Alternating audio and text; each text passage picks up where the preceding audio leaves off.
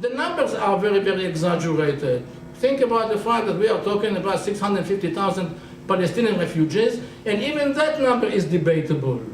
But in any case, even if we support what the Arabs are claiming or used to claim at the time, because now they say that there are about 4.2 million refugees, at the time in 1947, 1948, there were about 650,000 refugees, while Jews who were expelled from Arab land numbered 850,000. And we don't count all of them. We don't count many of the Jews who left Tunisia, Morocco, Algeria for France. We are talking about refugees. So if we compare the wealth of both communities and their numbers, we can see for a minute that a grave injustice has been done to the Jews who could not really proclaim their rights, let alone ask for recognition.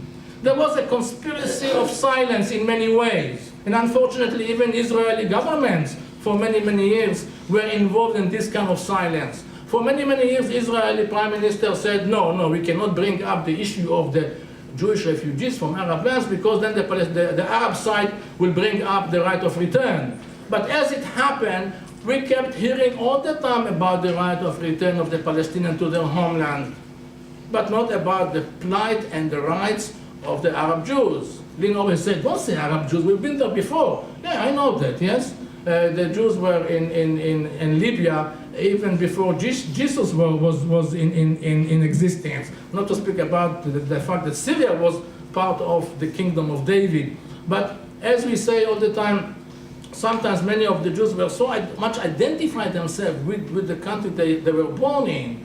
Yeah? They saw themselves as Iraqis, as Edwin portrayed his father before. They saw themselves as faithful and patriotic citizens of their own countries, and yet they have been condemned to live, as he said, like criminals. So what has happened throughout the years, and why all of a sudden there is a renewed interest in the fate of the Jewish refugees? I think that the landmark was a resolution passed by the American Congress in 2008, the 1st of April. I don't think that has any significance, in which the Congress for the first time recognized the fact that American administrations throughout the decades from 1948 onwards adopted a misguided policy of giving the Palestinians, I quote, considerable attention while the Jews received only little attention. And this is despite the fact that even Menachem Begin, the prime minister who signed the peace treaty with Egypt, refused to raise it. And only last year only, the Israeli Knesset passed a resolution that recognized the fact that in any eventual solution to the Israeli-Arab conflict, the plight of the Arab Jews would come into the equation, and no solution would be allowed without compensating the Jews. We have to think also about the fact that prior to that resolution passed by the Congress, Bill Clinton, when he was the American president, also recognized the fact that the Jews have to be part of any eventual solution to the Middle East conflict. And it was also brought up by Clinton during the famous Camp David summit with Yasser Arafat, the same summit that gave rise to the Second Intifada.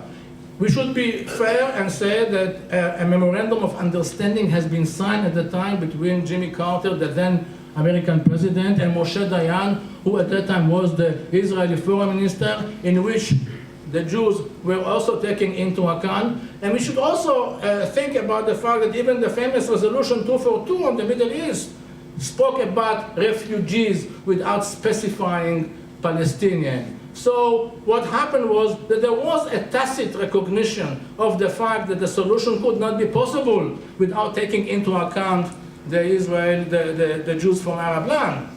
And this, of course, was not the case for about 4 decades, in which resolution after resolution by the United Nations Assembly was referring all the time to the Palestinian refugees and never before to the Israelis. When we ask ourselves, how much can we quantify the assets that Jews from Arab land left behind? An American economist named Sidney Zablodov, he was a former senior official with the State Department, estimated that about $700 million at the time were the total sum of the Jewish assets, which brought him to the conclusion in 2007 that we were talking about $6 billion. Some Jewish organizations speak about 30 billions. One organization that represents Iraqi Jews, the name of the organization is Nahum, said, no, it's only the Iraqi assets was estimated to be about 100 billion. He said that 80% of Baghdad at the time was owned by the Jews. As much as 25% of the residents of Tripoli in 1941 were all Jews. If we want to quantify it in a better way, we have to say that on this Black Sabbath in Cairo, on one single day of rioting, the Jews lost assets that were estimated at about $10 million at the time. $10 million at the time. In Aleppo, $2 million on one single moderate rioting day. And what about the Palestinians? The same American official talks about $450 million and he thinks that this will come to about $4 billion today. The Arabs, of course, are talking about $200 billion and 4.5 million refugees.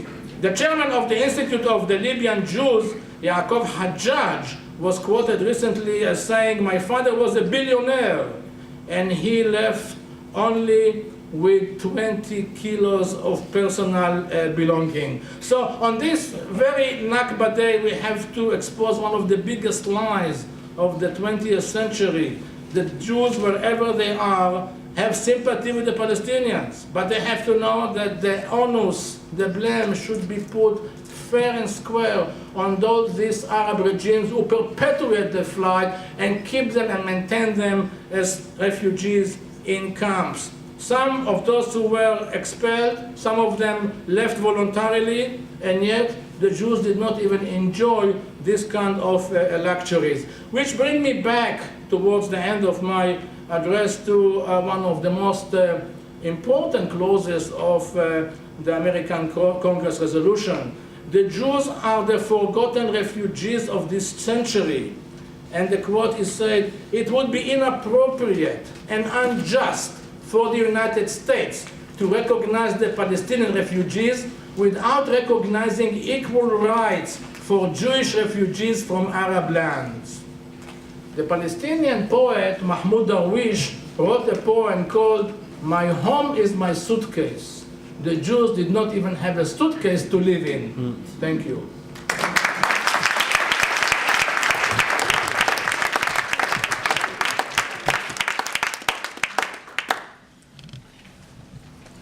Thank you very much, Shaul, for that excellent roundup, I suppose you can call it, of 60 years. We are now going to try and show the film, which is 15 minutes long.